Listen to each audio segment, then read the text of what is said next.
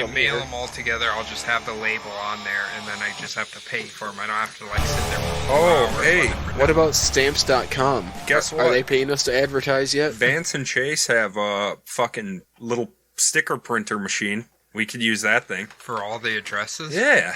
Oh, that'd be sweet. I think we could definitely do that, for sure. Yeah, ask them, because that'd be a lot more professional, I guess. Dude, let's run our own merch business. I'll be the guy. I wish I still had my fucking truck so I could be the merch runner. Well, the post office is a block away. So Adam, I'm pretty sure just a trunk on a car is good. But Cody, your post office doesn't have a history. Oh, that's true. That's true. There's no bullet holes in It's that not a motherfucker. bomb shelter. I'm pretty sure the people at your post office are much angrier than... I refuse to go there because they're so scary. Yeah. They're so scary. The old-looking architecture makes it a lot worse. Yes, definitely. I do like the sound. It's not even like that old of architecture. It's like mid-century. Yeah, it's pretty old. It's old because that's It's got a been there fallout since shelter sign on it. It's been pretty there fucking old. I'm sorry. I'm glad I know where a fallout shelter is when nuclear war happens. Is it gonna happen? Yeah. What's his name? Skeet Ulrich's gonna be there. It's gonna be Jericho. Okay. Yeah, we don't even need soundproof curtain anymore, huh? Just blanket town. Yeah, my old comforter with paint all over it. I just hung her up there. I love it. That's all we need. I don't hear the echo like I usually do. Echo. That's because the whole rest of the basement has been cut off from sound now. Well, except this one little spot here. Well, that spot can suck my schlonks. Your favorite cat, Jordan, Barbara, tried to climb up that already, and I had to get her. Good for her. Does she climb screens too? Not yet. Not yet. She's going to. When the windows are open, I'm pretty sure she's... all right. Like, remember up in my room I have the crank window? Right. When that's open, when she was a kitten, she would try to climb up there, and she'd have to get hosed with water. That happened with Chad's cat, Animal. My brother Chad at his old apartment. The Eagle Point Apartments, in fact, right down the road from here. I used to live there. Everybody used to live there. They're a shithole. Oh, yes. And one day, Chad came home from Arctic Glacier, where he was working, also right down the street from here. And he saw his cat hanging on the screen outside of his window. Somehow it had popped out the bottom and just like reached around and climbed up there. And he has no idea how long it was sitting up there for. What floor was he on? The top. The very top. Oh, so shit. the third floor. Yeah. So he had to, it's not a sprint up there. skyscraper. No, but it's tall enough to hurt a kitty, maybe. Oh, yeah. I mean, they can't just fall from any fucking height. Yeah. Apparently, like, the middle heights are even worse for them because they can't go into their fall procedure properly. Like, they can't spread out all their limbs and absorb the impact the way they usually could. When I first moved into this house, so in the living room there was a screen that we didn't realize it at the time, but it was like barely hanging on, right? Uh-huh. And my old cat, I wasn't paying attention. Somehow he knocked the window or the screen out. And all of a sudden I look over and I see like something jumping, right? Yeah. And I'm like, what the hell? And I go out there, he got outside and he's trying to get back in, but he couldn't quite jump up in the window. Fucking idiot. I'm just like, what are you doing, dude? When my mom did daycare, a kid did that. Popped out a screen and barrel rolled out the picture window. He was trying to jump up there? Mm-hmm. Humans can't jump quite as high. And especially when they're toddlers and stupid. All right. Hello, everybody. Welcome to another episode of the Bumblebutt Podcast, the only podcast on the internet that uploads weekly. Who knows what it'll be about? Certainly not me. My name is Adam. Sitting across from me is Jordan. Hello, Jordan. Hello, Adam. How was your week? It was a pretty good week. I'm not even going to lie. Did you find out anything new about baby Jordan? No new updates as of yet. No, just same as the last ultrasound, just, healthy, he's growing, he's very big. Is she taking her prenatals? She is. Is she eating clean? For the most part. Is she... The Fox diet. Is she having a Fox diet? She is. Excellent. Macaroni and cheese and... Oh, yeah. Sweat socks? I don't know what you Damn right, eat, bud. All right, thanks. Thanks for being here, as always. Oh, yeah. Also, hold on, can we ask them if they do any, like, magical shit? do you do any magic? No. Like have a no midwife? spells or something? No spells. Okay. No midwife. Have you considered like the bathtub birth?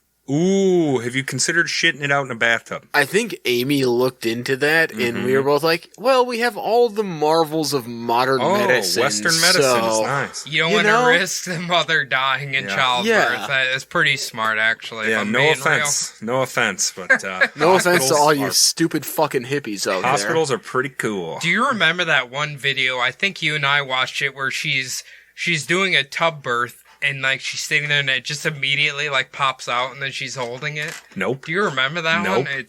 Was that on a cringe vid? It might have been. I don't think know. I've seen that one before, and it's like, how that just came out of you? How are you just like, oh, it's my baby? Yeah, I don't know. I don't know how the hell that happened. Oh, that's yucca pucka. Listen, Also, I'm ready to be in a hospital gown, just like, doctors, do your things. right. You got a little beard net on. You're having a good time. Damn Also right. sitting here with me is Cody. Hello. Hello. How's your week? I've had better. I'm to the breaking point. If I was a thermometer and I was grading my work, I'm running at like 130 degrees right now. I'm ready to explode. Your meter's all the way at the top? Yeah, You I can't put up think with it? I'm cracking. Yeah, I had a little eye problem on Thursday and Friday myself. Did you? Yeah, I Is couldn't. it? Was it that you couldn't see yourself coming into work? That's the one. That's the eye problem Thanks, I had. Dad. That's the No, exact one. I'm saying shout out if anybody's listening in Minnesota and you're looking to hire a good employee, Two hit crack me shot up. motherfuckers. Yes, I'll do anything Anything. Oh, really? You just got to pay me. except for masonry work. Well, Unless this you isn't can pay me. masonry; it's panel setting. Is it? Do you No, pay? like the place I work is in desperate need of people because we're Do just they like pay? they pay. How much? 19. Don't tell me. Don't tell me because But no, I'll like do it. it's just like the company is growing so fast. Like we just need people. Right. We need indoor jobs. I need Yeah, an indoor you're not job. gonna get that in the See, trades. I want to sit down. I just I'm getting to that age. We need indoor jobs. We need Indo. Cody, you're only like a year older than me. We need Well, the Indo. Well, I'm more weathered than you. Yeah. are. Have you ever heard the Creed album Weathered? Because it's fantastic. See, you've had like 54 jobs. I've had It's true. 3, I think, since I've been 18, or maybe Jesus. 4. So I'm a loyal employee. I mean, you have been at Walzer for a grip. Yeah. Here's mine since I was 12 years old. True Value, Sportsman's Guide, Arctic Glacier, and Walzer. 4 jobs. 4 jobs. How many have I had? Maves. I did telemarketing for like 2 weeks and I couldn't take it. Mm-hmm. Let's see. Best Buy. I worked for my dad. I don't know if that That counts. doesn't count. Unless Okay. he paid you well. I mean, he did. Did you live with him? I did live with him. I don't was know in if it high counts. school. Yeah, no, that don't count. Okay, and then let's see, Green Mill, Best Buy, 3M, and Enterprise, then Walzer.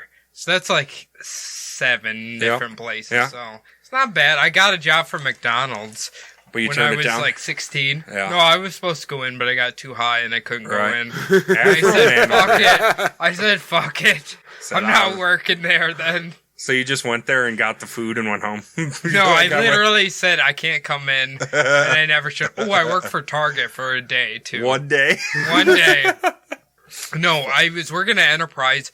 It was like a 32-hour part-time job. Yes. I was like, okay, I need another job, so I took a full-time overnight shift at Target. Awesome. Then I realized they wouldn't let you go outside and smoke the entire 8 hours. Oh. Yep. And I said, nope, not doing it. So did you even make a full shift?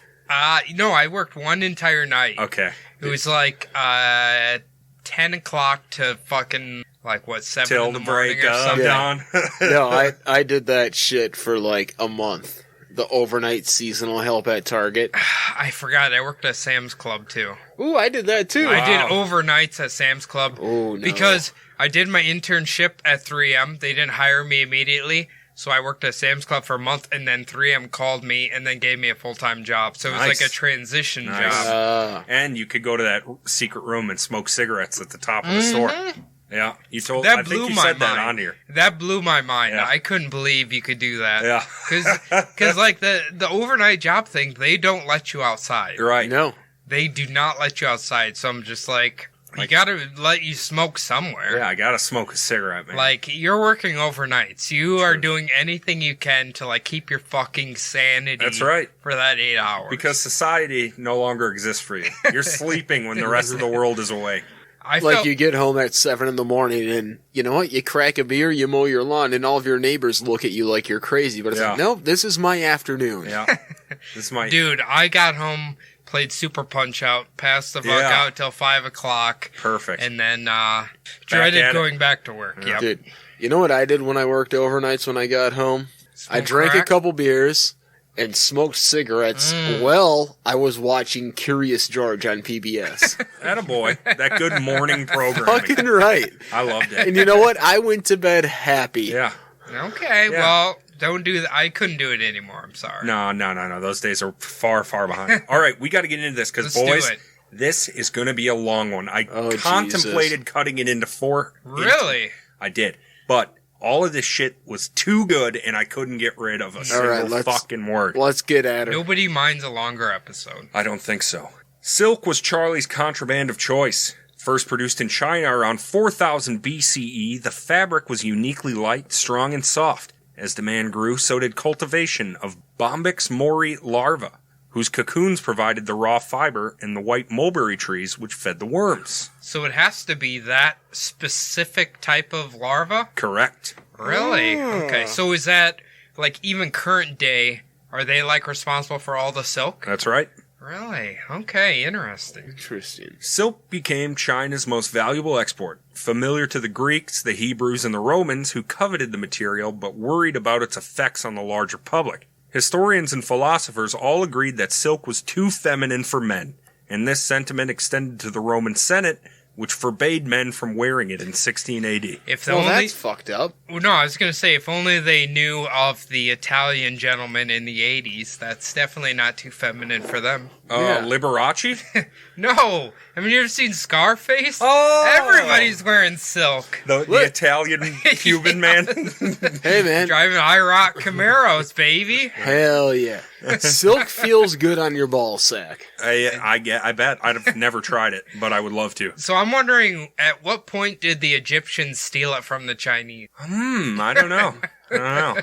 Once they felt it on their ball sack, they were like, oh, no.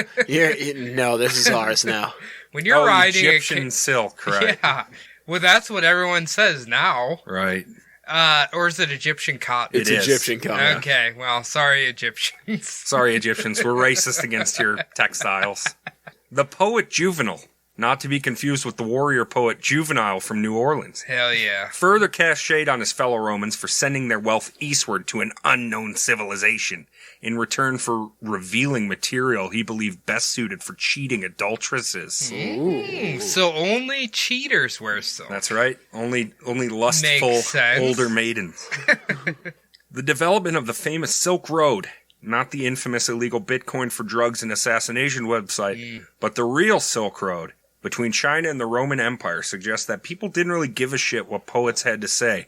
They wanted silk. So do you think they named the infamous dark web Silk Road after this because it was like an illegal trade thing? Assuredly. Really? Certainly, actually. I've always wondered, how do these fuckers, like, that do stuff like the Silk Road or whatever, what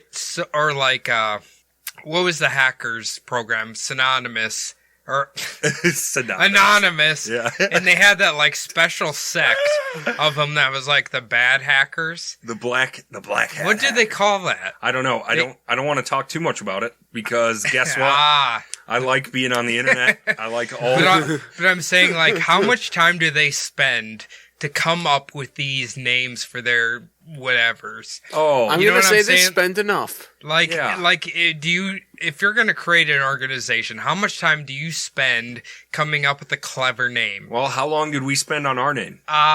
5 minutes, maybe? 5 minutes. There you go. I think you answered the question. It doesn't matter how much time you spend on the name, as long as it's a good name. It doesn't matter what you do. The wolves will eat you anyways. Okay, quick thing. How long did you spend on coming up with Druid?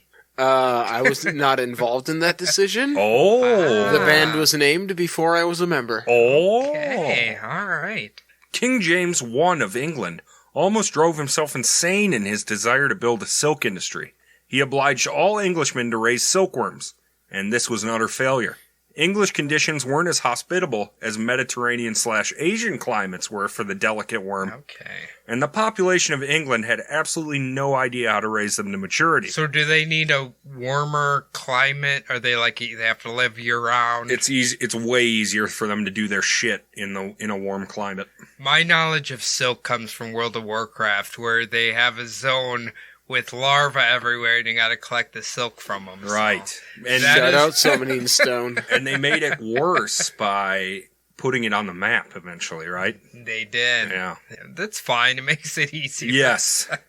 King James also required Virginia colonists to plant 10 mulberry trees for every 100 acres cultivated. Is that where these larvae live? In the mulberry, yep. They eat Really? them. They need them for to make their cocoons and all that stuff. Do they actually have like berries on them, or is that just the name? Mulberries. Okay. Can humans eat them, or just the I'm larvae? actually not sure about Okay. that. We'll give some to Jordan, see if he dies or not. Jordan, you're going to be our mulberry guinea. All Yeah, right. tell old Grandma Fox to fire up the old mulberry pie and see Yeah. how it Listen, tastes. man, if they're edible, she's gonna make a damn good pie. So. Careful for silkworms, boys.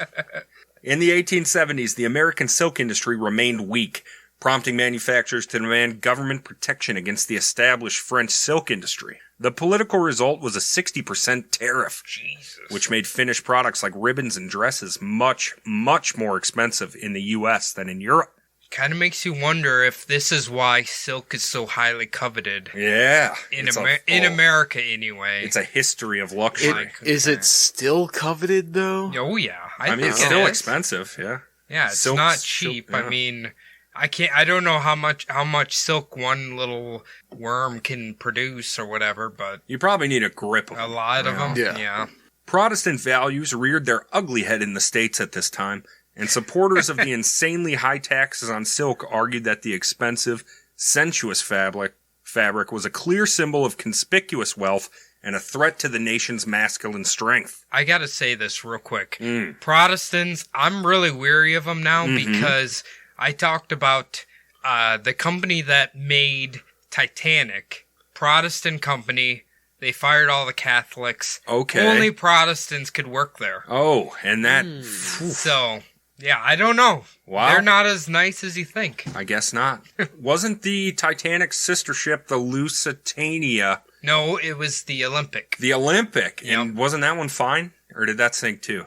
They like crashed it into another ship, didn't kill it.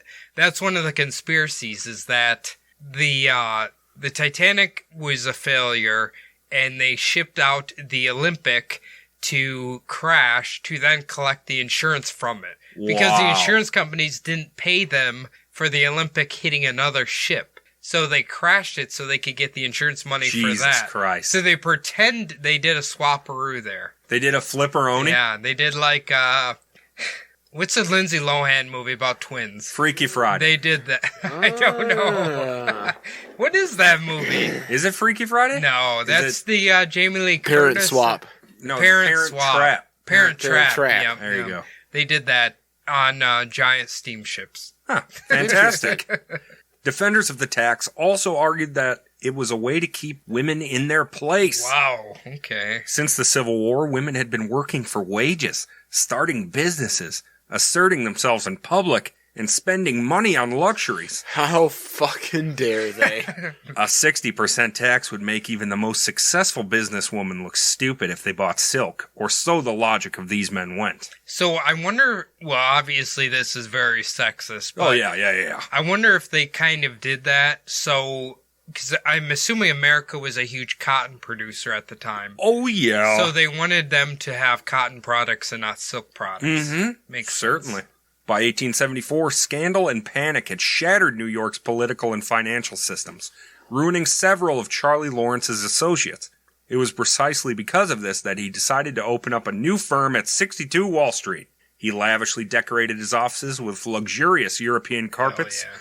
gorgeous furniture and books, and high-tech stuff like a speaking tube. Connecting his private sanctum with that of his attorney, well-known Democrat Thomas So Bracken. is this basically like a fancy 2 cans on a string. Exactly. Is this what hey, Thomas, are you still awake? This is the playground thing where you can talk from one jungle gym to the other one. Thomas, are you sleeping? It's fucking. I just hear Charlie. Thomas, are you sleeping? I had a nightmare. Yeah. I'm scared of lightning, Thomas. Can you help me? Will you be my thunder buddy?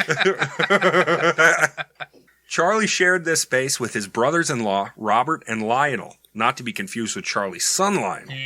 The trio were drawn closer by the recent death of their sibling, newspaper editor Manuel M. Noah. Lawrence's official business was the United States Pipe Company, a company valued at $500,000 that owned the patent on a new type of drain pipe made from sand, clay, and limestone rather than iron or ceramic. Sounds like that's gonna just, Deteriorate? yeah. That's what I thought as well. You know, A clay pipe? I believe don't know. Believe it or not, the United States Pipe Company doesn't last all that long. Okay, Okay. And I'm I'm not shocked. sure. I actually am not sure if it is because of the quality of the pipes. How much you guys want to bet? Shooketh. How much you guys want to bet there's definitely a porn called the United States Porn Company? Yeah, well, there should The be. United Or States Pipe Company? Pipe Company, yeah. Where Charlie Lawrence lays the pipe. Yes. When public construction stalled in the city after the population found out about all of the money ending up in the bigwigs' pockets, Charlie no longer could prove any of his income. There were no contracts being generated, so his fancy-dancy pipes didn't really count for shit. I don't think I'd call them fancy-dancy, but Lawrence remained in New York, speculating on equities and real estate, gambling with the precious burgeoning U.S. economy. In May of 1874, he lost $800 in a stock trade. In October, Charlie's lovely wife, Zipporah, bought a property on 27th Street and 6th Ave. A few weeks later, Charlie bought a 3-story building at 243 West 22nd Street, east of 8th Ave. Together, the buildings cost the couple a cool $43,000, and this money was with no clear origin. So he's just liquidating his funds, kind of just Yes. hiding it. He's trying to. Somehow he's buying property, and he's not pulling anything in. So how the fuck is he doing that? I can tell you guys, I can't wait till Bumblebutt reaches for the skies and we can just dump our profits in property. Oh my can't gosh. wait. I'm just gonna spend it on diapers. We're gonna have a safe house for no reason. Have you guys Oh, ever all seen? right. Have you guys ever seen the Reba McEntire show? Yes, who hasn't? Yeah. Have you also seen Shameless?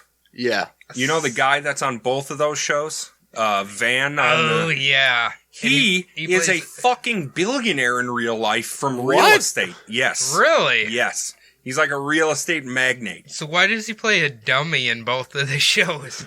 Why wouldn't you? If I they're guess. also paying you to fuck Yeah, around. I was gonna say he's probably fucking bored, Cody. Yeah. Why? That You know dude what I made some hate? smart moves with his Reba money. You know what I hate about Reba?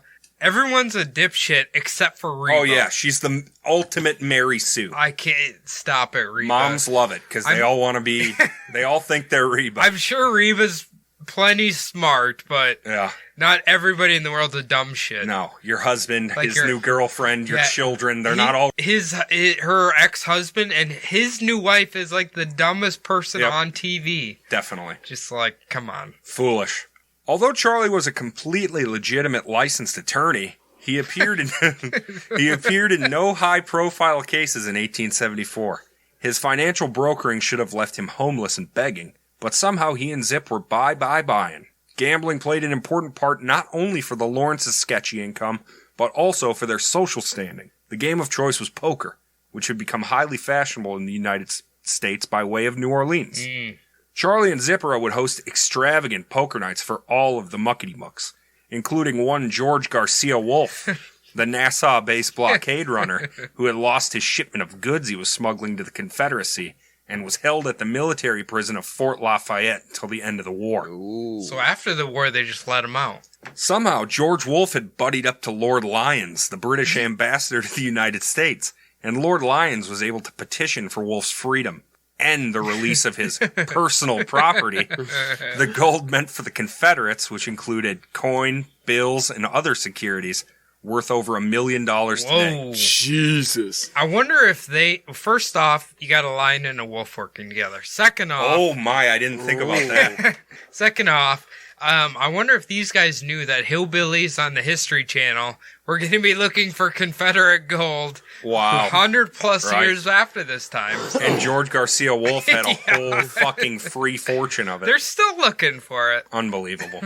With this fortune, George started businesses in both New Orleans and New York City. Wolf climbed the social ladder, got himself an invitation to Charlie's Americas Club, the super special inner circle club started by Boss Tweed, and bought himself a fine private stone residence about a mile up the road from Lawrence. Also making regular appearances at the parties were Louis and Henry Levy. Born in England, the Levys had grown up in Montreal. Their father was a tobacconist, and all of his boys branched out into all sorts of commercial pursuits. I almost thought these were going to be like the Gene guys. Levi. Oh, Levi's. Oh. I mean, it could be. It's spelled both the same. It's not. Well, it's not. I mean, there's a letter difference, but okay. Fuck off. So these commercial pursuits the boys branched out into were importing, storage, and marketing of a patent hand fire extinguisher. Hell yeah. This is the ones that make a huge mess, too, I think. Oh, yeah. They were related to the Wolfs and Lawrences through a degree of separation with Abraham Hoffnung. We all remember Hoffnung from episode 1. He will in the future try and buy Charlie's freedom from custody with a shitload of gold. Okay. He had wed their sister Esther during his stay in Canada, and her sister Berta Hoffnung had married George Wolfe in Montreal in 1859. Jesus. So they're all fucking married. They're all connected. They're all kind of tied together. Yeah. What I'm trying to say is the three families were close. When the Levy's mother passed away, her two youngest children, Carolyn and Alfred, went to live not with their older brothers, who were bachelors at the time, but with George and Bertha Wolfe. This isn't like the origin story to Batman's butler, is it? Oh! Hey, did you see they're making like a show about that or something? Alfred? About Alfred? Yeah. It's called Pennyworth. I think it's a new show coming out. Is that supposed to be his last name? Yeah, right? Alfred Really? Pennyworth? Yeah. Yeah. All I know is Robert Pattinson is supposed to be the new Batman. I don't know about that. I've heard that for a Yeah. while. That actually doesn't bother me that much. I mean, they just released, like, the first quote-unquote trailer thing yesterday. Really? Yeah. Well, we should shout out Stiglitz. Yeah, because Lord I, Stiglitz, I, always. I saw he was going to Birds of Prey. Yeah. And I hear that is a steaming pile of shit. So, comment on this episode and tell us if it is a piece of shit or not. On Instagram, On Stiglitz Instagram, said please. 10 out of 10. Really? I saw a comment where he said 10 out of 10. Maybe he thinks what's Perfect her name's movie. really hot. Margot Robbie? Margot She Robbie. is. She is hot. Abraham Hoffnung remained a private man. He never attended the poker games. And not only because he lived across the Atlantic Ocean in Liverpool. Unlike Charlie, Hoffnung never produced anything like The Devil's Auction and didn't much care for going to the theater at all. He took gigantic risks, but only when the returns were equally as enormous. Sounds smart. After the war, he had left the colonies for England itself, using his ties to British capitalists to establish a Liverpool importing business, trading in guns, clothes, and cigars. So we're in Britain in this time. I'm assuming guns weren't illegal yet. Not yet, nope. Not yet. In Do you know fact, when I they think passed it that? was, I think it was your duty to have a gun Really to protect the empire with. Absolutely. Makes sense, I guess. I've taken to calling the Wolfs, Lawrences, and Levys the three stateside tentacles of Abraham Hoffnung. All right. And how all three of them met originally is unclear.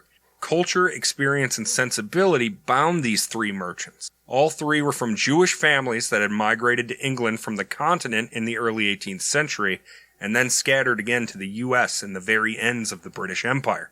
These were some radical, scandalous people. You'll never believe what I'm about to tell you next. I can't wait to hear it. The wives and husbands mingled freely. They would stay in the same room and hang out together. Jesus. The wives even joined in the poker games every week. Unacceptable. Is it?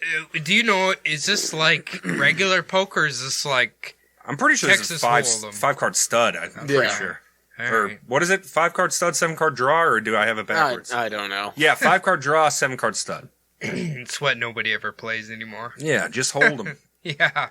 Financial pressures likely pushed the stateside tentacles to start dabbling in crime.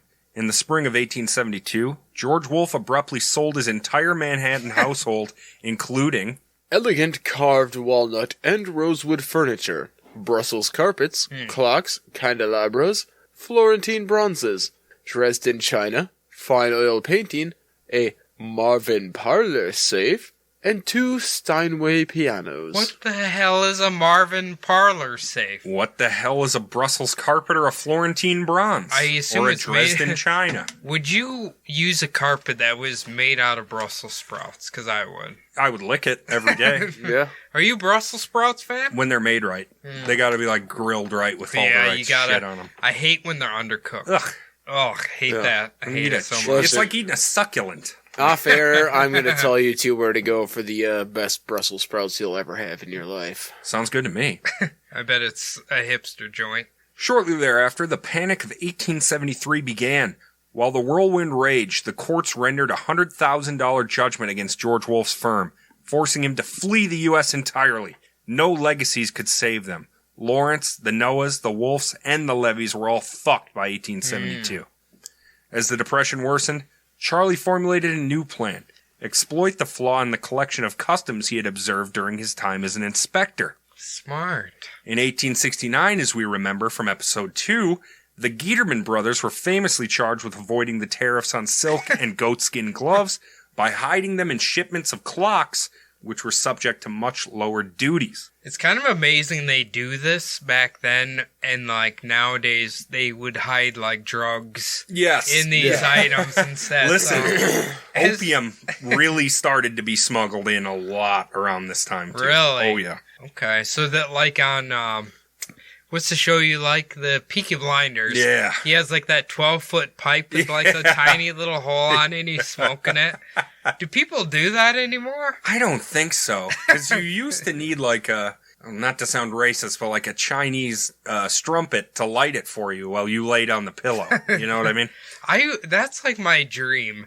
I want to get so wealthy that I have to lay down to have somebody else light my pipe for me. Specifically a Chinese strumpet. Yes. I'll find one. I'll travel back in time to get one if I have to. The Giedermans were able to get away with this by exploiting the inability of officials to assess the massive quantity of goods now streaming into New York. Charlie remembered that while the brothers were forced to pay a settlement to the government, they didn't receive any criminal punishment. They were seen as unlawful merchants and not smugglers. Abraham Hoffnung and his stateside tentacles would reproduce the scheme on a larger scale.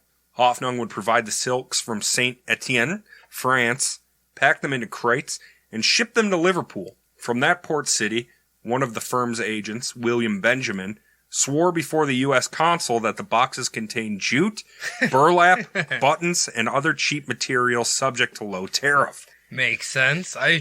Do they just like straight up not open the boxes and look, or just... That's kind of what it sounds like. It's like, no, it's burlap. All right, well, fucking burlap. Here we go.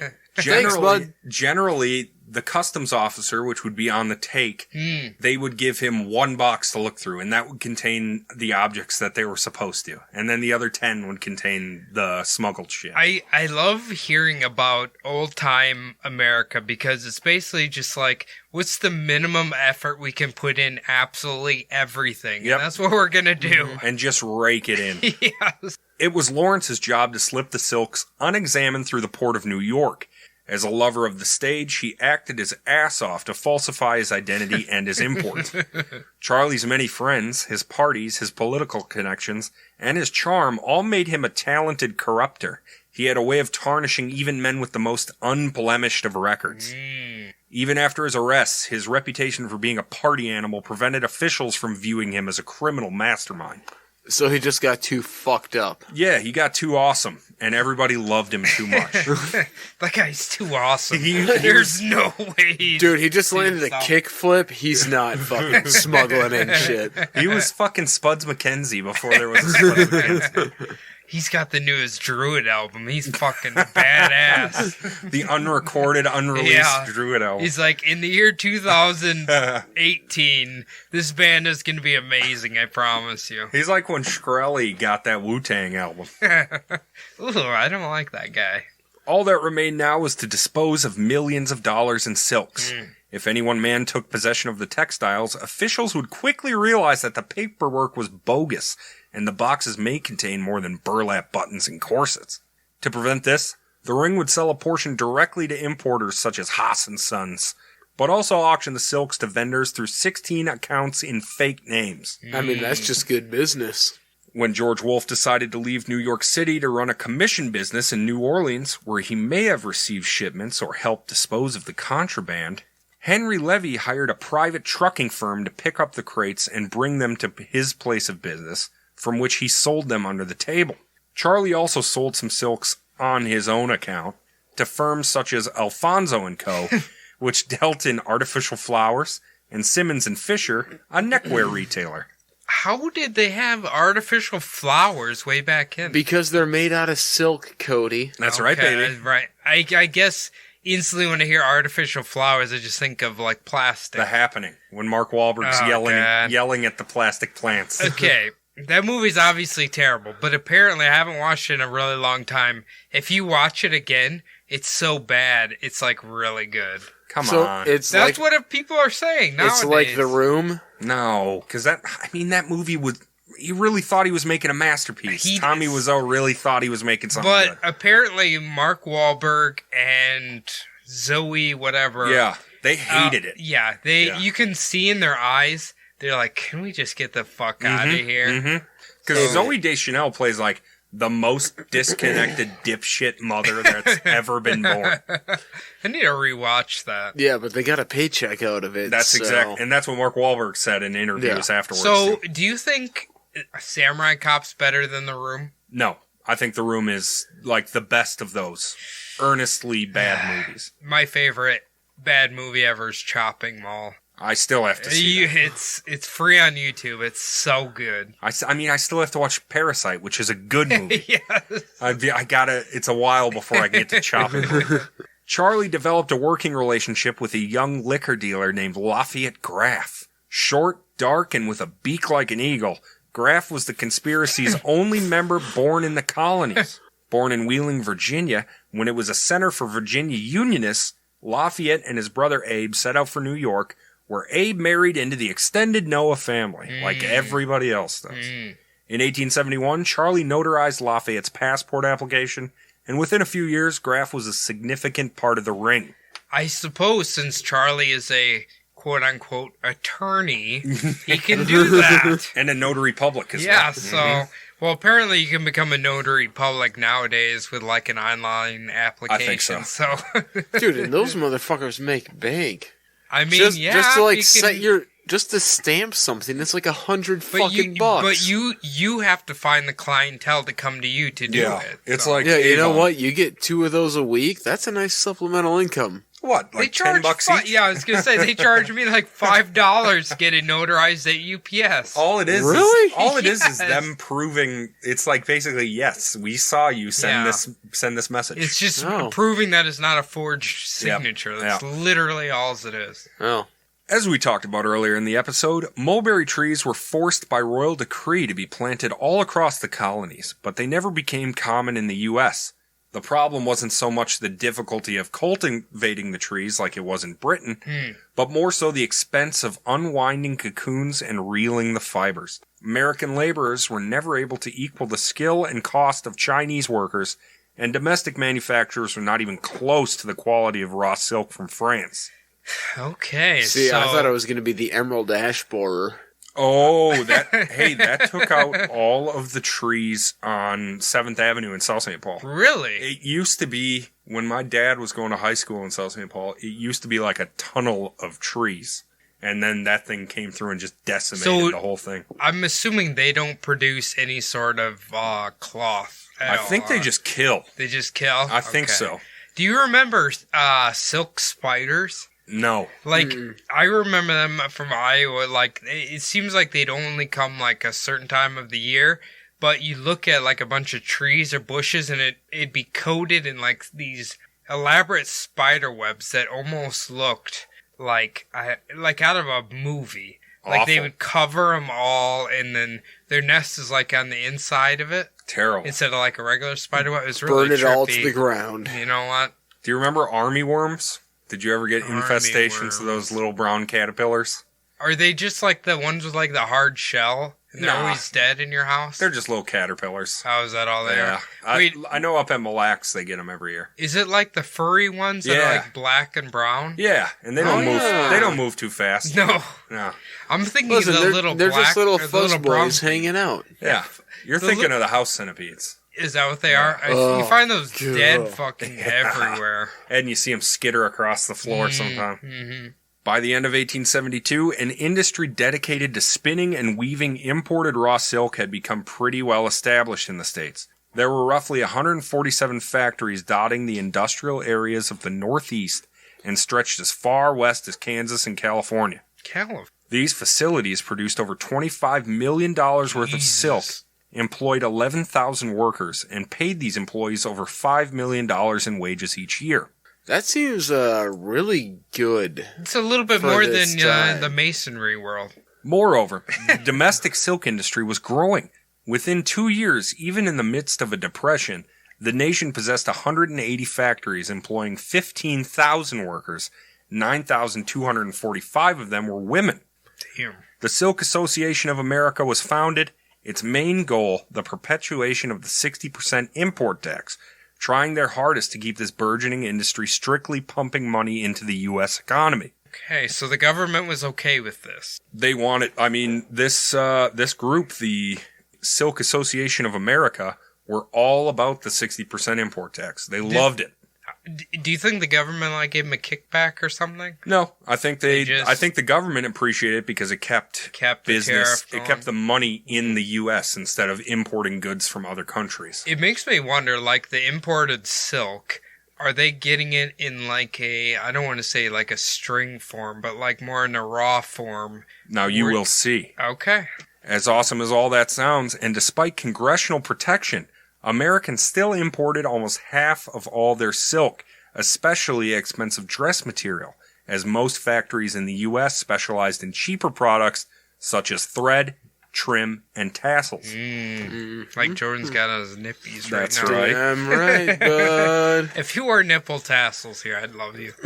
There's always so many different angles to look at things from. While members of the Silk Association might see the development of their domestic industry as bolstering the case for high tariffs on imports, there was little evidence that the locally produced silk would be up to snuff for fine clothing and handkerchiefs. The tariff helped hack down America's debt. It discouraged the purchase of expensive gowns. But people want to look fly. I mean, But that's true. Okay, Just because I'm still fly. All right, He knows it. All right, R. Kelly. He knows All right, so, during this time, technically, if you were a man, you had to have a handkerchief hanging out of your pocket. Oh, yeah. I think you'd be killed if you didn't. And It's what called are a you pocket square, Cody. Well, I'm saying you had to have one. And you needed a kerchief to blow your schnoz, too. Oh, yes. Not everybody had a box of Kleenex sitting around. I think my grandpa had that, and I don't think yeah. I ever seen him wash it. It's just full of boogies. I'm pretty sure my dad still carries one to blow his nose in. Does he know about this awesome thing called a Kleenex? I'm not sure. I I was only there imagine. before I was here, so I should have Okay. asked him. Think about this. A handkerchief guarantee it chafes your nose. Yeah, that's... Has to, right? I mean, it has. Unless it's silk. Maybe. The first person to suspect the auction houses around the country were being flooded with smuggled silk was Horace Claffin. Yeah, that sounds like a fucking snitch. Shortly afterwards, the Silk Association expressed concerns to customs officials, but with less urgency, as Lawrence's grade of silk didn't threaten the thread and tassel silk they were producing. Is his grade of silk higher, yeah. lower? Oh, His is it's the creme tits. de la creme. It's the best. It comes Okay. from the Lyon region of France, which is known for its fine silk. And they're 17-foot cigarette extenders. Yes, yes. Hey, it protects you from the cancer, right? True, Cut true. your tits. What do they call those, Jordan? They have a name. That you put your cigarette in the thingy. Yeah, they're filters. Oh, is that what they're called? I Yeah. thought they have a weirder... Anyway, go ahead. In any case, in the fall of 1874, several of the leading dry goods merchants in New York hired a private detective agency, Mooney and Boland, to investigate declining silk and lace prices. By October, the detectives began following the clues to their source. Old Mooney and Ballad are getting to the bottom of this silk shit. Mooney They ain't playing. Mooney and Boland. Bowling, whatever. Moondance Jam with power ballads. You definitely know when... Every You definitely know in rose school, has the its teacher's like, is this thorn. Booland? Boland? Oh, yeah, definitely during announcement or roll call. Moody? That's easy. Stationing a man outside the Broadway warehouse of a firm selling discounted silk, the detectives observed the delivery of 3 cases of goods with the markings BC 926, 927, and 929. My favorite years before Christ. Definitely. A lot of shit got done. Apparently that's when the prophet Daniel was around, which I talked to you guys about. And I think aqueducts were also invented around Hell that. yes. yes. Thank you, Romans. Tracing these numbers in the custom house records, they learned that the company had declared the goods as cotton corsets. Okay. They contacted the collector of the port, future President Chester Arthur, who informed them that the importers hadn't paid duties for 2 years.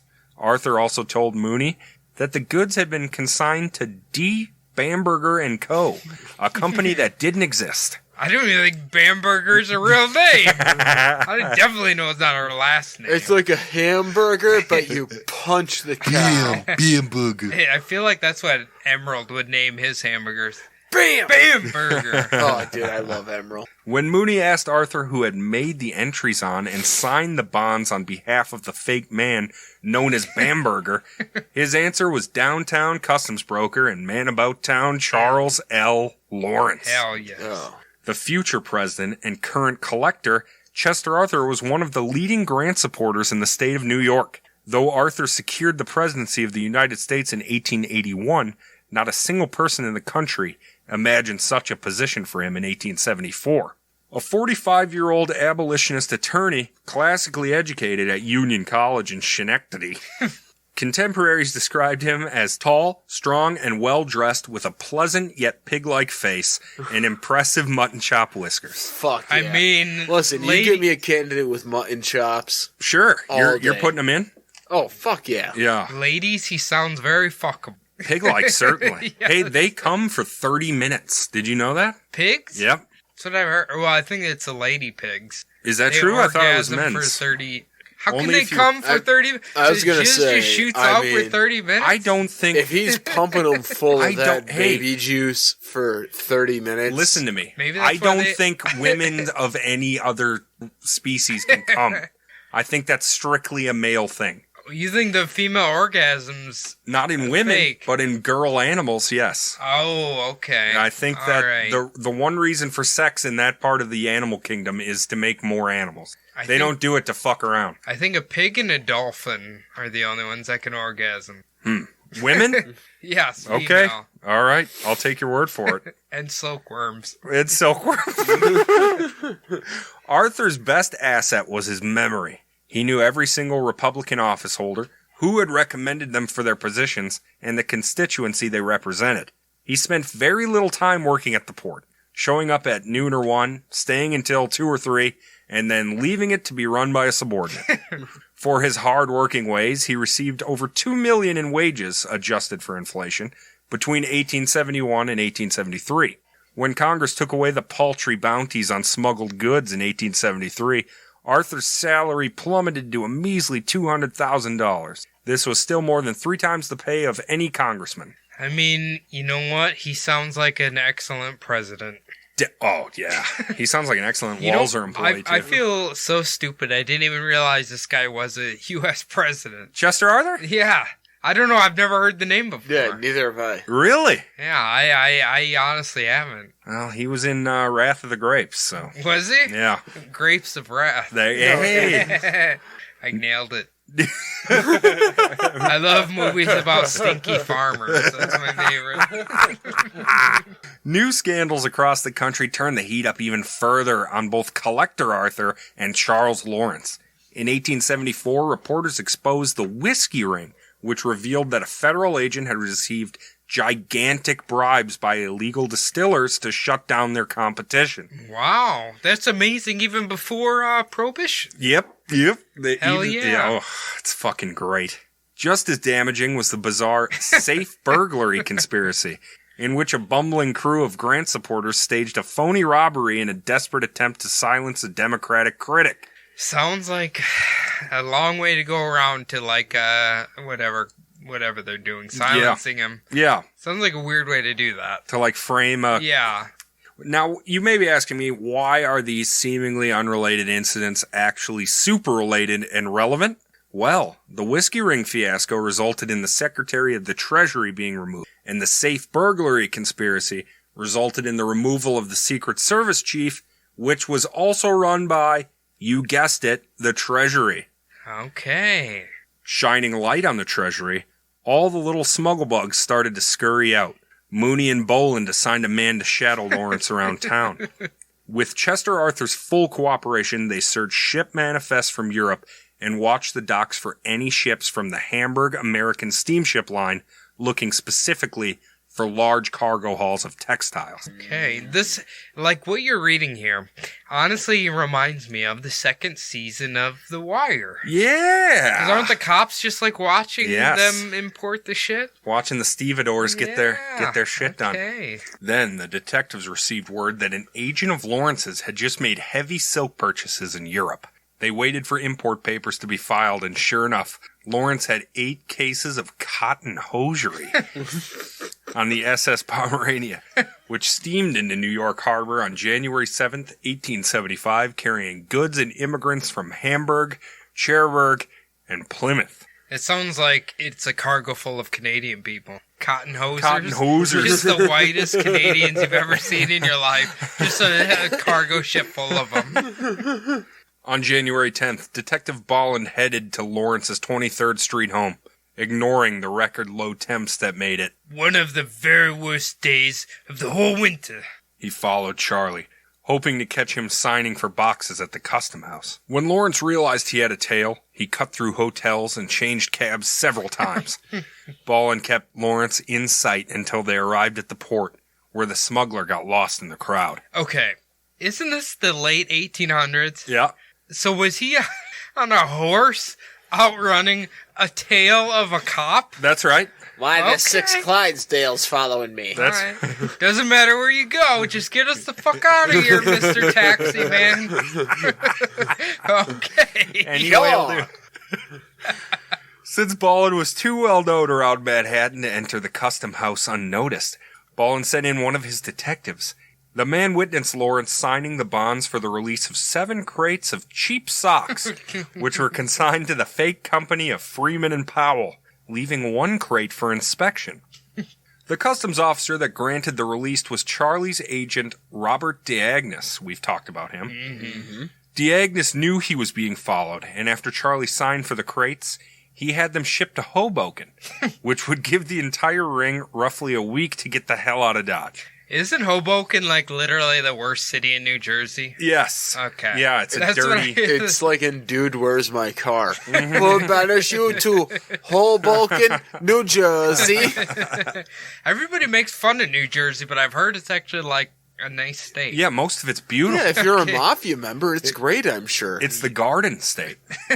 This is when Diagnes scribed the famous note from episode 1. No further communication, verbally or written. You are followed, and so am I.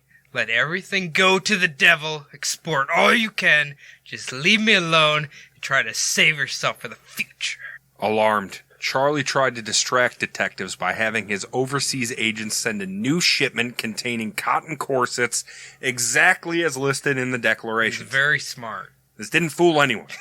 Between January 16th and 18th, Chester Arthur ordered the inspection of all boxes that came off the SS Pomerania. Most were found to contain the finest silks for dressmaking, along with already made suspenders and goatskin gloves. Street valued at $2 million adjusted. Ooh, Jordan, you would have the largest goddamn boner alive if you saw this stuff in your drawers. Ooh. Oh, you know I would. Box of suspenders? Yeah, silk suspenders, baby.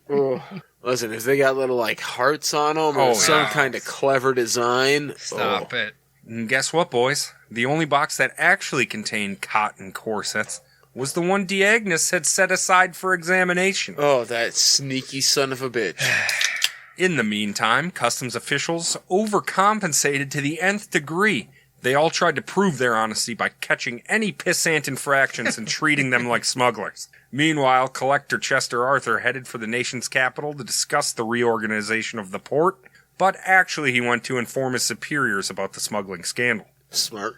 On February 4th, 1875, the grand jury indicted Robert D'Agnes for complicity in a smuggling conspiracy. With D'Agnes under arrest, Lawrence, Graff, and the Levy brothers disappeared from the city just ahead of grand jury indictments. Okay, gotta get the hell out of there. A few days later, the New York Sun became the first source to mention Lawrence's involvement, describing him as The principals in the frauds. Isn't the Sun like a tabloid newspaper I think it is now. Yes. Okay. All right. It probably started legitimate, and we're like, all right, well, we're going bankrupt. I prefer tabloids. Just Me gonna too. Say that. Bat Boy. The Sun connected Charlie with Tweed, of course. Both powerful, both friends, both crooked. The paper named him as the ex-secretary of the Americas Club. Other papers followed. On February 6th, the Daily Graphic added that he was the son-in-law of Mordecai. Ooh, is that anti-Semitic? No, because Mordecai was a Christian man. Mordecai Noah was his father. I only know Mordecai from the awesome movie Children of the Corn. Oh my You God. die, man. No, is that Malachi or Mordecai? I think it's Malachi, right? Malachi. Yeah. Well, whatever. They're close. It's enough. close enough. Yeah. That might be racist. By the time the grand jury got around to indicting Charlie and his co-conspirators, they were all safe in Montreal in England.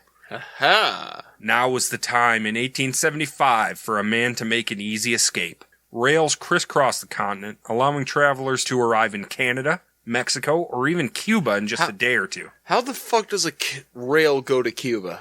From the Cuban underwater railboat. Not to mention the steamships flooding the rivers, lakes, and oceans. So that's probably how. Oh, okay. Since the Panama Canal didn't exist yet and wouldn't for some time, the Panama Railroad offered ground passage from the Caribbean out to the Pacific. Wow. So that has to be a boat too. How are they going to get there? You take a boat to the land, then Maybe, you take a train yeah. across the land. Oh yeah, I didn't think that that's what you were stuck on. I thought No, that no, was I'm the sa- easy part. Yeah, no, I'm that just part saying- makes sense, but I'm saying, the rails to get to Cuba, Yeah. just Yes, the wording of that yes. confused me. Yes. I see what you're saying now. Back in this time, borders and custom houses were meant for guarding against foreign products, but most governments sought to attract rather than repel immigrants. Borders were not walls barring entry, just defining sovereignty. And to catch a fugitive required international cooperation at a time when countries were scrambling to win territory and retain crumbling empires. Yeah, I was going to say, I can't imagine other countries cared Enough. that much, you know. Like, I don't care if they're if they're avoiding your taxes. That means Yeah. nothing to me. I don't give two fucks. No. Lawrence and his pals absconded to Montreal, which was the closest foreign city to his beloved New York, less than a full day by rail. It was also familiar. Henry Levy had grown up there. His brother Samuel still lived there, and Lafayette Graff's wife had been raised in Quebec her entire life. Are they Frenchies? They're Quebecois. Yeah, that is like deep French Canadian territory. Isn't Montreal is Montreal the best city in Canada? Or am I thinking of a different one? Like or is it Toronto? I've heard Toronto's cleaner than hell. Okay. I don't know what that means. Is But Toronto the one where there's like a city underground? it's like a clean New York, I've heard. Okay. I need to go to Canada. Yeah, That's all I know. Canada's cool. I want to go to Quebec City because it's like the largest walled city in the world. But that's where all the Frenchies are. Yeah, well, it's a big city with walls all around it. You're so going to it come sounds back cool. with a 17-foot cigarette holder. Definitely. That's all I know. I mean, yeah, it's not even going to fit in the and like the basement. tiniest little mustache with twirls on it. Goddamn right. I'm gonna be like Vincent Price on Oh, steroids. perfect. Ooh, I love Vincent Price. Spider's delight. Moreover, Montreal was known for intrigue. In its bars, Union spies had eavesdropped on Confederate agents. With over 100,000 people, Canada's largest city was a comfy place for Charlie to wait for the newspapers to tire of him. He stayed at the first-class Ottawa Hotel and lived it up for a bit. Yes, I would like My eggs over easy today, room service. I bet Canada at this time probably served a British breakfast, huh? Ooh. Tomatoes and baked beans. A full English. Yeah. Orange marmalade for everybody. Yeah. By fleeing the U.S., Lawrence escaped American jurisdiction to the dominion of international law. In the States, Charlie was a wanted man, but in Canada, he was just another merchant. At this time, few nations limited immigration, as we mentioned, and most welcomed travelers, especially if they had money. Although Canada had achieved their own home rulership in 1867, the British still handled their foreign affairs. I wonder if Canada didn't really care that, like, I'm assuming they had tariffs, but maybe they weren't as extreme as America. They just didn't care about helping America, like, at all. Yeah. Or just like, it's not, why would they waste man hours like collecting America's prisoners? But think about it in this way, okay? America obviously wants this guy for smuggling. Canada, would they be worried about this man then ruining whatever with his smuggling in their country? Well, guess what? We're going to find out Okay, about let's what do they're it. going to arrest him for. Hell yeah. And it's not smuggling. Is it stealing from Tim Hortons? The British, of course, were untroubled by Lawrence's oaths of American citizenship. They still viewed him as a natural-born subject, possessing all the rights of an Englishman. The U.S. could ask Canadian officials to arrest and extradite Lawrence, but treaties with England define Canada's obligation as, meh, you can if you want to. The Canadian government took this pact very seriously when it came to non-political crimes. For example, Canadian authorities extradited forger Augustus T. Birch and arsonist Israel Rosenbaum, but on the other hand, they refused to give up famous shoplifter Catherine Martin because larceny was not an extraditable offense. I mean, okay, you got a forger, a shoplifter, and an arsonist. I feel like arsonist is a little bit more dangerous than the other two. Yeah, yes. Well, the physical property. Yeah. You know, But to your nation's infrastructure, I would say the forger's pretty bad. Yeah. On February 10th, 1875, Lawrence received a telegram informing him that a grand jury had charged him with forgery, shattering his illusion that as a smuggler he couldn't be extradited. Just as unsettling, he learned Mooney and Boland had traveled to Montreal to arrest him. damn, these guys ain't God, playing. These, sons of These bitches. guys are not fucking around. These are fucking the best Pinkerton. These are like Pinkerton Terminators. These are like Sam and Max. Oh! All right, step aside, hoses. I've got a criminal to get. Charlie decided it was time to hit the bricks. Back to the motherland. England ahoy! He wouldn't be out of the woods legally in his homeland. It offered the exact same diplomatic protection as Canada, but he had far more resources in Great Britain, including his brother Frederick and his shadow master Abraham Hoffnung. I love that Shadow Master. From England, he could flee to Spain or another country lacking an extradition treaty with the U.S. Charlie remembered well the recent story of William Sharkey, a Tammany member on the lam for murder who avoided execution by escaping from jail and disappearing into the mighty Spanish Empire. The war with Spain's not that far off from here. No, it is not. For Charlie, the question was how to get from Montreal to England without meeting an American treasury agent. Steamers traveling to Europe docked at Halifax, Nova Scotia, over 600 miles to the east as the crow flies. The Canada-U.S. border was not straight, so anyone traveling directly from Montreal to Halifax had to cross through Maine and endure customs office. Do you think that's still a thing? I assume a railway now in Canada, you could do it without having to touch the U.S. The Grand Trunk Railway had begun building an all-Canadian rail line to Nova Scotia that curved around the tip of the U.S. border through Quebec and New Brunswick, but by this time in 1875, the route was not yet complete. Gotcha. Okay, well, you answered my question there. Yeah. Thank you, Adam. You're very welcome. On February 12th, Charlie abruptly departed his hotel, leaving his friend John Morris with the bill. Well, that's just rude. And he headed up the St. Lawrence River. With Mooney and Boland hot in pursuit, he embarked upon a memorable sleigh ride to cross the frozen landscape of New Brunswick. wearing a gray overcoat trimmed with the dark curly fleece of young caracal lambs from Central Asia called Astrakhan. He set off to Halifax. Well, you just started a new hipster clothing line, Adam. Thank you for that. We gotta get some Astrakhan. Hey, get some shirts printed on Astrakhan. Upon his arrival in Nova Scotia, he found a letter warning him not to go to England. The doctors in consultation advised the air of Bermuda or the south of France for Mr. Gush.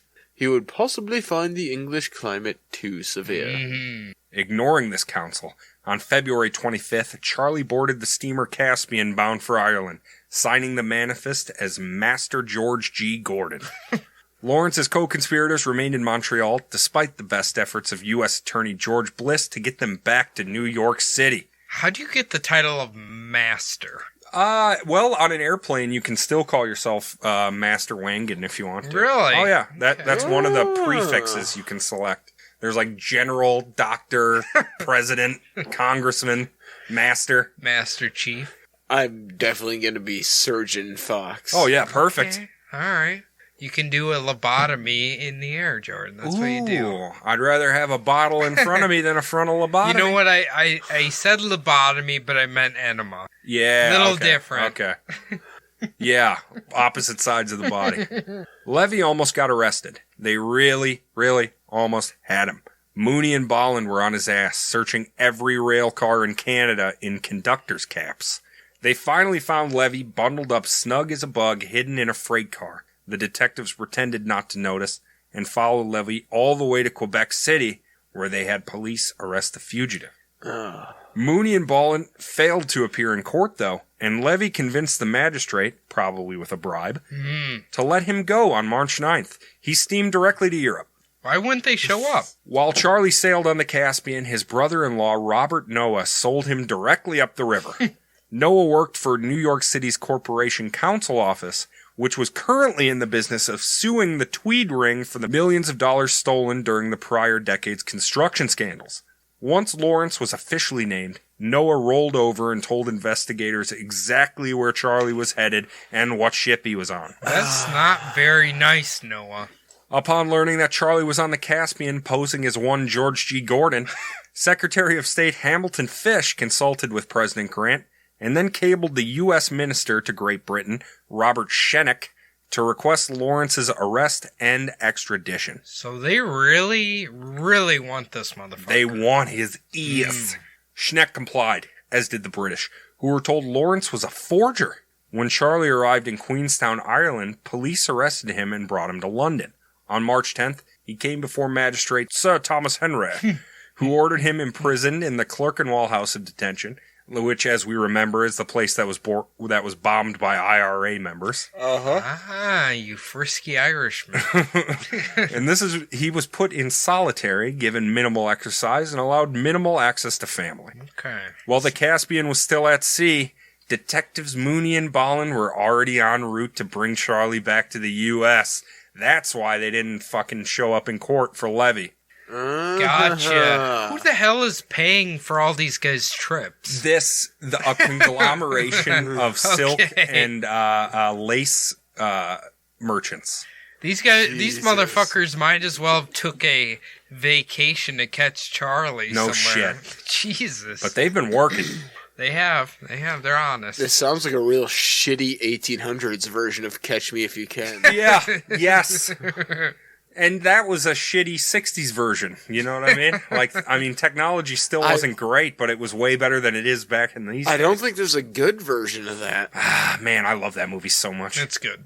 While awaiting the English to process Charlie's extradition to America, George Wolfe secured Charlie the best legal counsel available, George Lewis, the premier fixer in England, earning this title by representing everyone from Oscar Wilde to the Prince of Wales. Damn. Jesus. That, I wonder if the Prince of Wales is related to... The Queen? What's her... Princess Diana. Yeah, probably. At this time, though, George Lewis was just a hungry young public defender, not yet known for wearing extravagant furs and a monocle to court. Lewis's first task was to dispose of incriminating documents, including a cipher revealing the secrets of the contraband business in the U.S. The book contained about 1,500 keywords. For instance, Lawrence's code name was Mr. Gush. George Wolfe offered Lewis $10,000 adjusted to get this code book from Scotland Yard. Lewis simply said he could get it for nothing, as he was on very friendly terms with the government's attorney.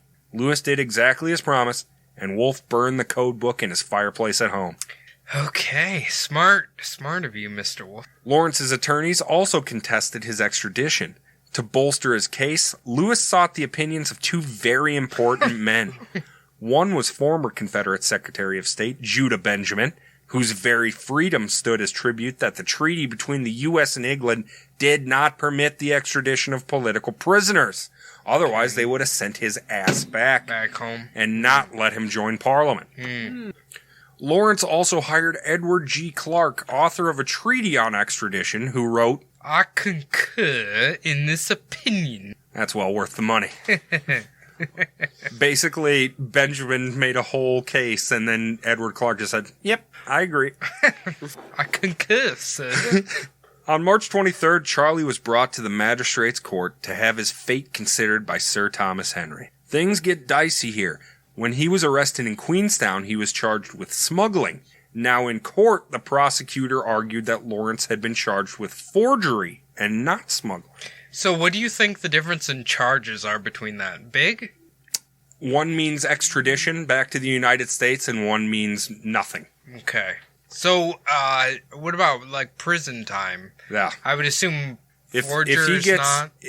Because forgery is an extraditable offense, he would get huge prison time back in the States if he went. Okay, alright. Either way, it didn't matter. A handwriting expert confirmed that Charlie had signed incriminating documents, and once a Scotland Yard detective produced the scrawled note from Diagnos, Sir Thomas had heard enough. Do you have to refer to him as Sir, you think? I will, just to be safe. I don't want him to haunt me. He ordered Charlie be returned to the U.S. Charlie's ring didn't abandon him, though. His family had already hired Edwards Pierpont to plead his case in New York, and George Wolfe agreed to hold Charlie's jewelry to prevent confiscation. Smart. Fearing a daring rescue mission, Sergeant Shaw of Scotland Yard helped Mooney and Boland escort Charlie from London to Queenstown, but instead of executing a daunting escape, they only found Hoffnung waiting with $1 million in gold to release Lawrence. It's a lot of how is he even carrying that? That's got to be like adjusted for inflation, okay. $1 million. Oh, okay. I was gonna say, like, does he have like a whole train freight full of gold here? Yeah, just a couple cabooses just rolling up to his place. When the private eyes said, heck no, it ain't worth it, Hoffnung hired a lawyer to accompany Lawrence and work on his defense with him on the trip back to America. I'm kind of surprised Hoffnung didn't do what they did in Fire Festival or whatever and offer to blow him. Oh, yeah, to release the water? Yes. Mooney and Boland threatened to chain Charlie to the bow of the ship if any of his friends or cohorts were among the passengers. Like the mermaid thing? Yes, like the what is that called? I don't know. They always have a mermaid with her tits hanging out on the ship. I don't know. Gosh, that's going to kill me. It'll come to me right after we stop, what it's called. On May 1st, 1875, the detectives accompanied Charlie on the steamer Scythia, bound for New York City. On May 13th, the Scythia landed. The U.S. Marshals relieved Mooney of his prisoner and seized Charlie's luggage, which merely consisted of an old leather suitcase and a lap blanket. Okay, you know what? My grandma probably had the same thing. The same exact accoutrement? Yeah. They then brought him to the federal courthouse on Chambers Street, where his two young sons embraced him. Taken before Judge Samuel Blatchford, Charlie was ordered to Ludlow Street Jail, where his man Diagnos was also being held. The marshals asked if he'd prefer to drive or walk the mile to the jail. Charlie chose to travel by foot, possibly to stroll along his favorite city streets after 3 months away. Fuck that. I would have rather rode on a horsey. Yeah, me too. Yeah. Me too, definitely. That's a mile walk. Are you kidding me? Yeah. Worldwide, newspapers blew up about Charlie's capture and extradition. He was finally crowned the Prince of Smugglers, and most agreed that he imported $3 million in merchandise cheating the U.S. out of an unbelievable $1.7 million in taxes. What's really funny about this is that this time they really cared, but like rich people do this on a regular basis on a nowadays. minutely basis. Yes. Yeah. Reporters believed the conspiracy was very far-reaching and predicted Lawrence would assist the government in the prosecution of prominent businessmen and politicians. The country caught smuggler witch hunt fever. In March, President Grant ousted Attorney General George H. Williams, whose wife had accepted a $30,000 bribe from Platt and Boyd to make sure her husband didn't prosecute them for customs fraud. In May, Grant personally admonished cigar smuggling customs inspector David P. Harris and sentenced him to 2 years hard labor. On May 18th, Charlie petitioned the president, complaining that the U.S. attorney intended to ignore the terms of extradition and try him for smuggling instead of forgery. Grant asked his cabinet for their thoughts. New Treasury Secretary Benjamin Bristow was cleaning up the department after his predecessor, and he favored prosecuting Charlie for everything. I feel like a lot of these old-timey episodes we've had, there's always somebody who's, quote, cleaning up the department. That's because there's always somebody fucking everything So up. they clean up the department, bring in their guys, then they're corrupt, then they clean up them. It's just like an endless cycle. They all think their little team of goblins aren't going to be the corrupt ones. Grant ordered a stay of all proceedings, for now choosing to only continue to prosecute Lawrence for forgery. Grant likely wished the matter would disappear entirely, and the investigation kept upturning more and more established businessmen. There's a lot of tentacles to this. Oh, yeah. On 14 June 1875, the court finally arraigned the conspirators. It was the first time Lawrence appeared in the courtroom, and everybody wanted a look. Like a real smug prick, he showed up in a pair of smuggled goatskin gloves and a white silk ascot. I like this guy. While everyone else implicated in the smuggling ring was dealt with in the court system, Charlie's attorney, Stephen Clark, obtained a delay in proceedings until his lead counsel, Edward W. Stoughton, returned. The judge acknowledged the complexity of international law and decided to put off Lawrence's trial until the court met again in September. Okay, a lot of delays going on here. Charlie waited in Ludlow Street Jail, and 8 days later his stay got a whole lot better, because on June 22nd, Boss Tweed was brought to jail for not being able to post a $4 million bail. What are you doing, Tweed? Come on. Ludlow Street Jail, though, was practically a hotel. The sheriff ran the entire operation and received 75 cents a day for each of the building's 78 cells that were filled. If you had $50 a week, you could have a large, fully furnished cell, as well as the attentions of a personal waiter. Charlie and the boss had a hell of an incarceration. I wish you could still do this. You might be able to. I'm actually pretty sure you Hire can. a waiter In for your private prison? prisons, I don't see why you wouldn't be able to. The very first legal dream team was established for Charles Lawrence. Edwin Stoughton, General Benjamin F. Tracy, and the entire firm of Stanley Brown and Clark. I didn't hear Jose Baez. Ooh, yeah, he just missed out on this guy. Stoughton was the leader of the city bar. Tracy received the Medal of Honor during the Civil War, and Stanley Brown and Clark were the nation's foremost experts on smuggling cases. So what side did Tracy fight on? Our side. Our I'm sorry, side, the okay. union. The union. Okay, all right. The Dream Team's first task was to sway Solicitor General Phillips. He had been chosen to determine whether Lawrence could legally be tried for smuggling since he was arrested for forgery. While Charlie had won a brief reprieve of trial, he remained in jail under multiple indictments with a $1 million lawsuit hanging over his head. Hey, Jordan, I just want to ask you, did you know that General Phillips, after this case, he created Phillips Milk of Magnesia? Did you know that? So he's helping people take huge dumps? Yes, he is. Fuck yeah, bud. He drinking chalk and pooping. Solicitor General Phillips Milk of Magnesia. Yes. On October 26th, the U.S. began its prosecution of Robert DeAgnes, former deputy collector of the port. The government presented evidence showing that Lawrence, Graff, and others had smuggled silks and laces through the customs. DeAgnes' guilt hinged on whether or not he received payment for inspecting only the crates actually filled with the items on the declarations. The key piece of evidence was DeAgnes' note to Lawrence warning him that their ring had been uncovered. That's a pretty clear cut. You cannot do that, Mr. D. Agnes. Don't write anything down ever. I was just thinking about this whole thing, like, were pens invented yet? Because probably quills and ink. If they just had pencils, they could just erase all of that. Yes. Yeah. The note not only suggested his awareness of the crime, but his knowledge that Lawrence was not F.L. Blanding, the false name he signed in the custom books. Sergeant Shaw of the Scotland Yard even made a guest appearance in court to prove the note was found on Charlie's person when arresting him in Queenstown. Damn, he went all the way from England. Basically just to say that. Yeah. All right, Shaw. Damn. Just to prove, like, you can't twist this any other way. This is what we found on him. On November 9th, after 5 minutes, the jury returned with a verdict of guilty, which D'Agnes accepted without seeming surprised. The judge sentenced him to 2 years hard labor and a $10,000 fine. Oof. That's all he got. Well, I'm saying this time, hard labor, they ain't fucking around. No. Yeah, and I'm guessing a $10,000 fine ain't no fucking joke. No. Just as D'Agnes entered prison, boss William Tweed startled the nation when he escaped from Ludlow Street Jail. On December 4th, Tweed finished lunch, then walked out of the building, entered a coach, and drove to the countryside, accompanied by his son, the warden, and a keeper. Wow. That's how you break out of jail? Now, this wasn't the odd part.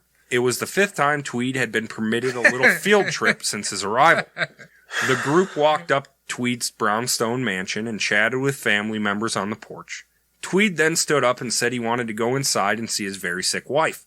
After 5 minutes, the warden grew restless and asked Tweed's son to retrieve the old man. The son went upstairs, but soon returned, calmly stating, "Father's gone." He stayed gone for 10 months before he was captured fleeing from Cuba to Spain using a false passport under the name John Secor. Oh, God. You didn't put Boss Seeker on there? Of course, the boss had learned the laws of extradition from Lawrence while in jail. After all, his intimate friend was an experienced, although unsuccessful, fugitive. I don't know why, but every time you say Boss Tweed, all I can envision him as is he looks like the Penguin. Sure. Like he Danny just got, DeVito Penguin? Like he has a big belly and just somehow the tuxedo stays tucked in. Well, guess what? He was a fat man. All of this only strengthened the U.S. Attorney's case to proceed with Lawrence's prosecution. Well, let's fast forward an entire year. Charlie's dream team kept getting delay after delay after delay. Hell yeah. On the 4th of July, 1876... Happy 100th anniversary, America! America was celebrating that centennial, and Charlie was celebrating his 43rd birthday. Here's my question. Okay, so Charlie was literally in a jail cell this entire time, correct? Yep. Well, a jail cell, quote unquote, with a waiter and all the food and guests he could ever want. But that was my question. Usually when lawyers do a shitload of delays, it's because you're out on bail. But I guess if he's living in basically a hotel room... And he didn't really have the assets to post the bail anyway. Okay, makes sense. Observers began to wonder whether Lawrence would ever see justice, or be forced to pay a penalty at all. The courts began to sweat, pushing Charlie to make a deal as hard as they could. Judge Benedict ruled that the government could try him for smuggling as well as forgery, and 2 more judges upheld this ruling. All of it didn't mean shit, because the possibility of political upheaval between Great Britain and the U.S. and the brilliant dream team of attorneys, all Charlie ended up having to do was post a $15,000 bond. The only person in the entire smuggling ring that ended up doing any time at all was Robert D'Agnes. A whole lot of nonsense that ended up not meaning anything, but threw so many people's lives into chaos. Wow. Okay. Well, you know what? Let's throw it out for Mr. D'Agnes because... He took the fall for the whole ring. He did, and a whole generation of old ladies took his last name. So. Yeah, as their first names. Yeah, so... Agnes. And I mean, I don't think D'Agnes even got that bad of a penalty. No. 2 years and a $10,000 fine. Let's put it in this perspective. During this time, Charlie didn't really have to serve much jail time, but during this time we still had monopolists And that is the truth. So he might seem bad, but in the grand scheme of things, there's a lot worse people who are like in the country at this point. The only reason he's considered bad at all is because he got caught for it. Right. There's people still making money and fortunes off of this right now. Yep. What's weird is I feel like during this time, from all we've ever talked about, so many people are so anti-government. Yeah. They don't trust them at all. So it's like weird that they cared that this guy was ripping them off. Well, they were but it was the whole... You have to realize, when America was only 100 years old and less, people cared very much about the experiment. They wanted the economy to succeed. They wanted the country to succeed, right? Nowadays, they're pretty far removed from that entire struggle, and they don't really give a shit. I always feel like during this time, if you weren't buying something a little shady or doing something maybe slightly shady, then like you were getting ripped off, probably. Yeah, you're just an idiot. Just a fool. No, that was great though. Do you know what happened to Charlie after this? Did he just... Charlie just continued to live his life in England, man. Yep. Hell yeah. He just. I suppose he had all the money, didn't really need to do any of this shit. Probably just lived out his life drinking martinis or whatever they drink in England. All of this dumb shit, it only happened because of a few weird presidential elections. Like the Grant elections. The Treasury came under scrutiny, and then the customs houses came under scrutiny, and then everything started to fall apart. It's basically the microscope came down on that little sector right as Charlie was doing business, and that's why he got caught for it. That's what I think, anyway. I feel like, well, honestly, I feel like that's the story of every president we've ever had is like, what makes me not look bad? Yep. Like, if Charlie and the results don't matter. Yeah, I was going to say, if Charlie didn't make the government look bad, they wouldn't even probably care. Exactly. Honestly. Like, they just want to use him. They probably hire him. Yeah, I was going to say, they want to use him to make an example, to make themselves look better. Yep. So. And in the end, conviction or no conviction mean nothing. Just the press cycle, just showing that they were doing something to stop smuggling, and they turned him into the little Jewish figurehead for it. I guess technically he got out of America, so they probably maybe didn't care quite as much. Yeah, he's alright. Well, hey, that's gonna do it for our boy, our little 3-parter on Charles Lawrence, the Prince of Smugglers. I need to look up a picture of him to see if he's handsome or not. He's not that handsome. He's just a balding little guy. Is he? Yeah. Okay. He's not that hot. All right, boys. Well, if anybody else thinks little balding men are not that hot, you can tell us about it at bumblebuttpodcast@gmail.com. What's that, Adam? bumblebuttpodcast@gmail.com. As always, follow us on Facebook and Twitter did I say Twitter? You did say Twitter. I did already? No, you just said follow us on Twitter. As always, follow us on Twitter at BumblebuttPod and on Facebook and Instagram at BumblebuttPodcast. We also have that hot-ass Patreon up there down, don't we? And guess what? What's that? All our people are about to get our very first shirts. Hell yes. Woo! We'll go into the details probably on once I actually start getting one of these goddamn print companies to start working with us. But yeah, we've got shirts will be in the very near future, and everyone will be able to purchase them. Yep. For right now, we're sending out the first whatever. To our patrons. Yep. Yeah, they've supported us since the beginning, so they're getting a free fucking shirt. Hell yeah. Yes. So sign up, and maybe surprise gifts like this will happen. Maybe in the future. We take care of our people. That's right, baby. They take care of us. Get in at every level. Any level you want. Get in. All right. Also, boys, now it's time for the most important part of the show. At least if you ask Cody. The iTunes review. Hell yeah, and Jordan's threats are still coming through. Good.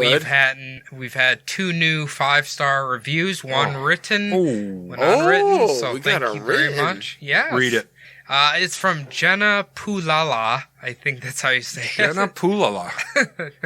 I don't know what to title this. 5 stars. Perfect. That's the best title ever. Yep. Fan since the first time I heard y'all on Creeper Reel. Ooh. I don't mind the random rambling like the one Facebook comment. It's pretty entertaining. You guys are funny and sarcastic. Also, 5 stars because you guys sang Teenagers 2. Oh, yeah, Jordan. yes. You and I sang some MCR the other week. You're Did ya? goddamn right Hell we did. yes. Okay. All right, excellent. Jenny Poolala, Thank you very much. thank you so thank much. you. Seriously, thank you. Jenny Poolala, you are safe from the threat. I hope that's your real last name. I honestly do. You can poo all over my la-la.